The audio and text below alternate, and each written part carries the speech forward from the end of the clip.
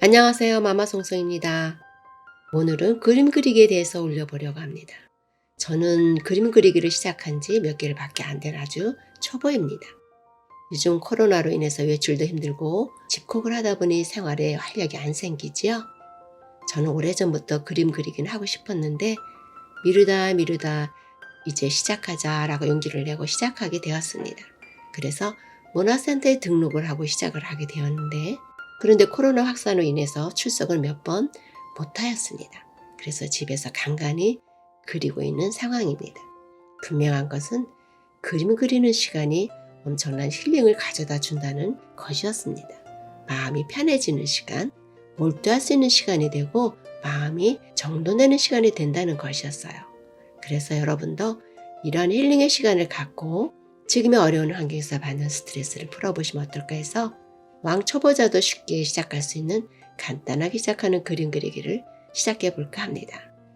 그림을 그리기 위해서는 우선 준비물이 필요합니다. 부담은 갖지 마시고요. 간단하게 준비하시면 됩니다. 우선 물감과 붓과 캔버스 등이 필요한데요. 저는 유화를 그리고 있어서 유화용 물감을 준비했고 붓은 여러 종류로 준비하시면 되는데 잘 모르시면 화방에서 문의하시면 큰 도움을 받을 수가 있습니다. 캔버스도 사이즈가 전부 다르기 때문에 원하시는 크기를 구입하시면 되겠습니다. 캔버스 그림 그리기에 필요한 도구는 근처 화방이나 인터넷으로도 구입이 가능하니까 참고하시면 되겠습니다. 이것은 오일입니다. 유화 그림에 필요한 오일인데 물감이 잘 칠해지도록 하고 물감의 질감을 조절할 때 사용합니다. 그리고 이것은 클리너라고 하는데요. 그림 그리기를 마감하고 붓에 있는 물감을 세척할 때 사용합니다. 붓을 먼저 휴지나 헝겊에 닦고 그 다음에 클리너에 깨끗하게 세척해주면 됩니다. 이것은 캔버스와 젯소용 붓입니다. 젯소 칠하기용 붓은 널찍한 것이 좋으니까 참고하시고요. 캔버스는 다양한 크기로 제작되어 있기 때문에 구입하고자 하는 크기의 캔버스를 구입하시면 될 것 같습니다. 우선 그림 그리기 전에 캔버스에 처음으로 칠하는 젯소의 역할이 중요하다고 하네요. 젯소는 물감의 착색 등을 돕는 역할을 하기 때문에 꼭 그림 그리기 전에 칠해줍니다. 젯소를 가로 세로로 골고루 칠해주는데 저는 흰색의 젯소를 이번에 준비했습니다.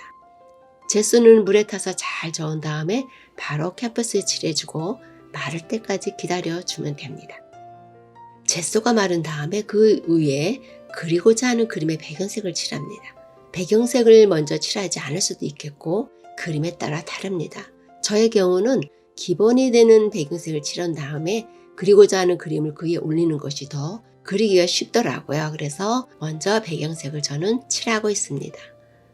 저는 이번에 배경색으로 검정과 초록, 빨간색 등을 섞어서 칠했습니다. 이번에 해바라기를 그리려고 하거든요. 배경이 하늘색으로 하기도 하고 노랑이나 연두 등으로 입혀도 무난할 것 같습니다. 배경색은 여러분들 마음대로 정하시면 됩니다.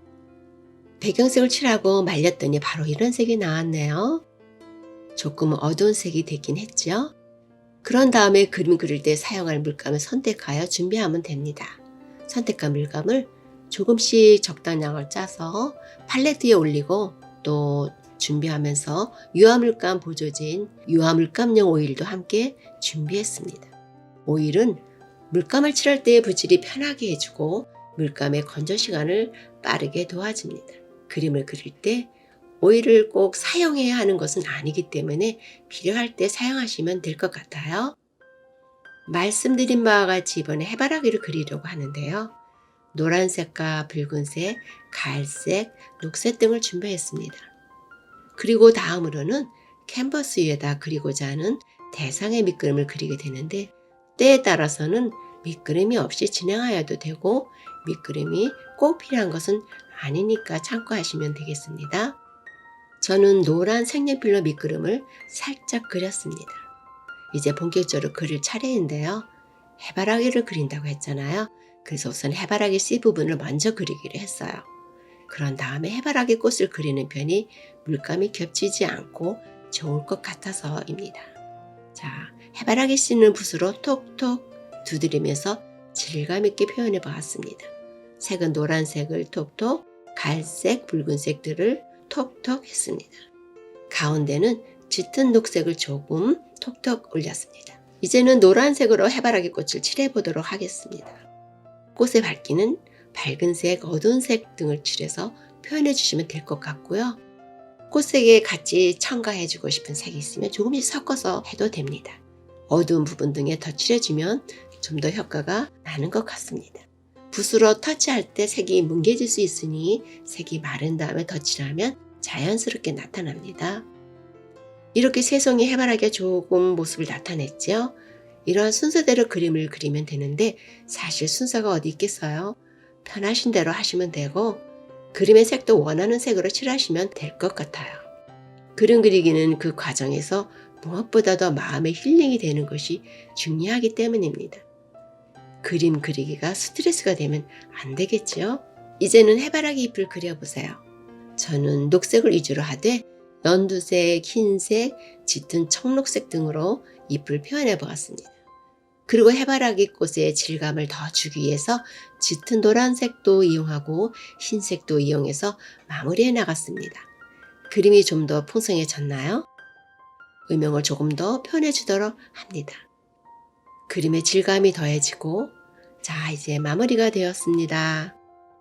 물론 멋진 결과물은 아니지만 그림을 그리는 시간은 저에게 힐링을 가져다 준 좋은 시간이었습니다. 해바라기는 행운을 가져다 준다고 하잖아요.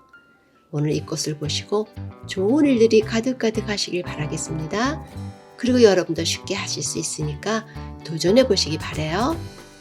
여러분 다음 시간까지 안녕히 계세요. 마마송송이었습니다.